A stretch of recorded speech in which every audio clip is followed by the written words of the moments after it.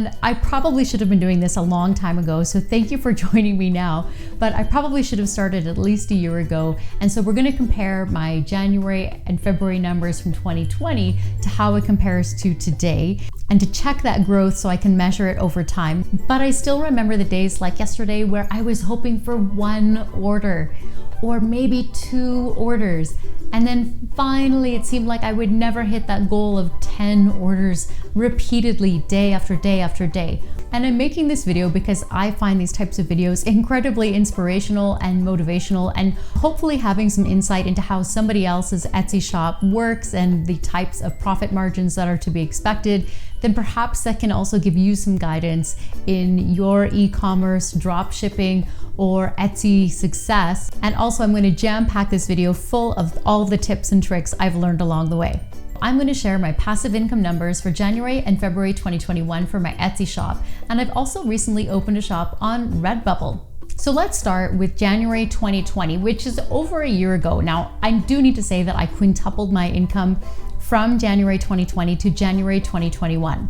So now I've had over 13,000 sales and finally 3,000 reviews. In January 2020, my gross income was $10,696, and I used print on demand. And at the time I was only using Printful, and my Printful numbers were $8,491. I spent $515 on marketing with Etsy ads, and I spent $101 on listing fees, which is what Etsy charges you every time you add an item, or every time an item sells and you relist that item. So if you've quickly done the math, you would have discovered that I had a net profit of $1,587, or approximately a profit margin of 14.84%, which isn't the best. It's not too bad. So that was a year ago. What kind of progress have I made? Well, moving on to January 2021, I had 671 orders. My gross income was $25,626, but now my item costs were $17,322. I spent $479 on marketing, and for 3 times the gross sales, I only spent another $203 in listing fees. So that left me with a net profit of $8,304 and a profit margin of approximately 32.4%. So how did I quintuple my sales from January 2020 to January 2021?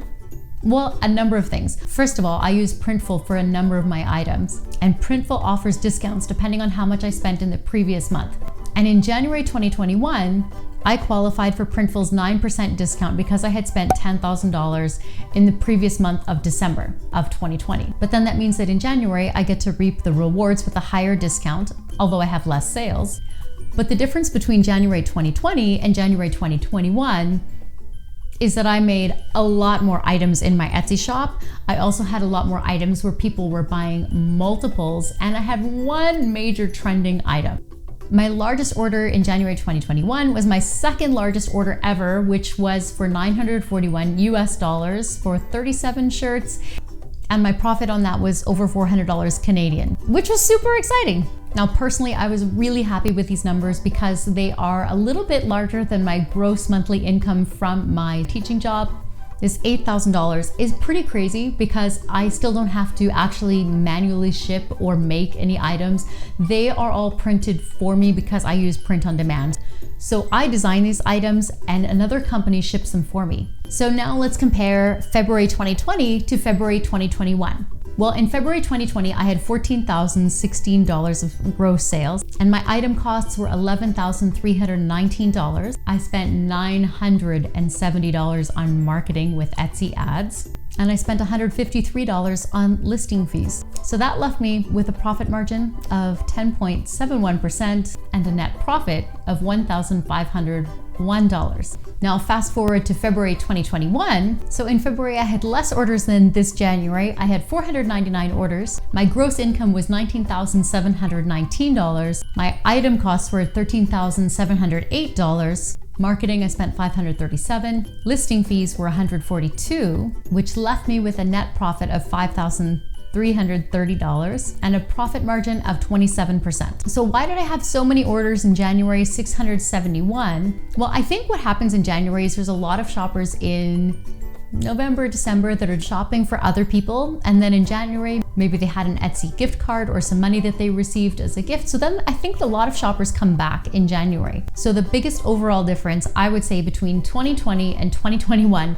is in 2021, I really limited the amount that I spend on marketing, and I don't go completely crazy on marketing. In January 2020, I spent still $50 a day on ads, and I was spending $50 a day on ads in the previous December of 2019. But spending a lot of money on ads doesn't necessarily always get you results. While it will rank your items higher and you will have more sales, and I really recommend ads to anyone who is starting out. If you need those reviews, if you need some sales so it looks like your shop is really growing, then you need to do those ads. It will make an enormous difference. It's not about the profit margin that you're making at that time.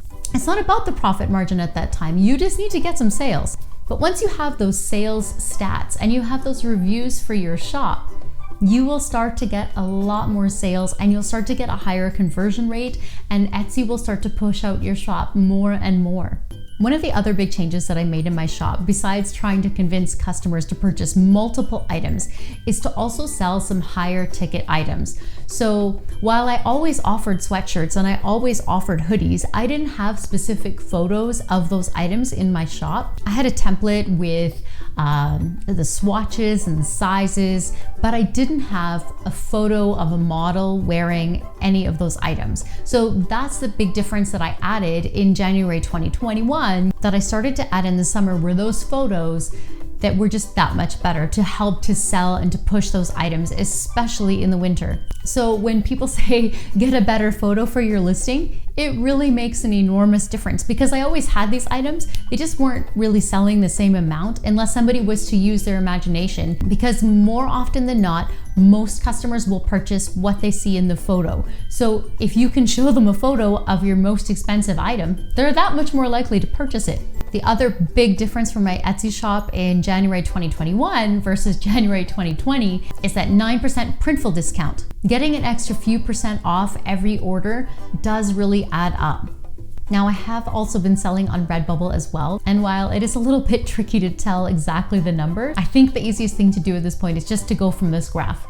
In September, $22.7, October, $164, November, $120, December, $94, and so of course it's going down. January, $43, and February, $14. So what are my goals for the future? Well, for Redbubble, I'd really like to keep it at $100 a month. So I'm adding as many items per day as I can to Redbubble. And I also would really like to keep my Etsy shop at least $8,000, if not growing that to $12,000 every single month. So how am I going to do that? Well, one of the things that helped me the most is thinking about items that people are purchasing all the time.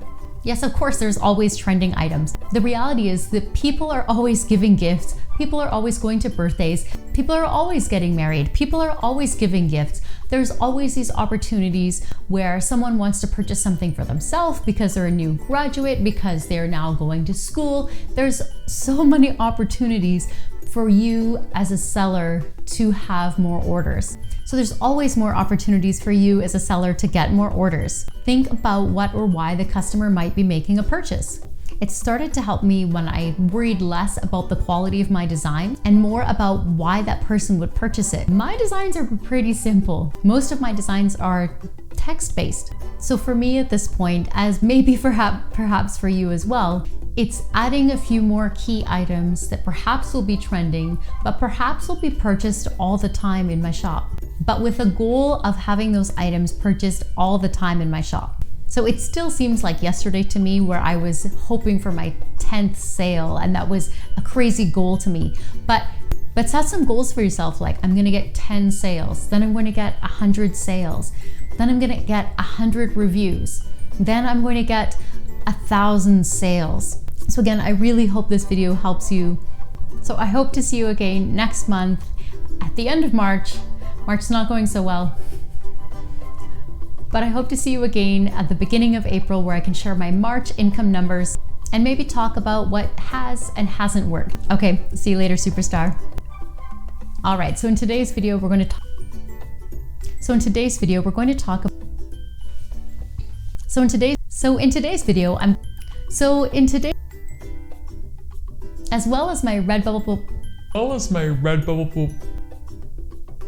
In today's video, we're going to talk about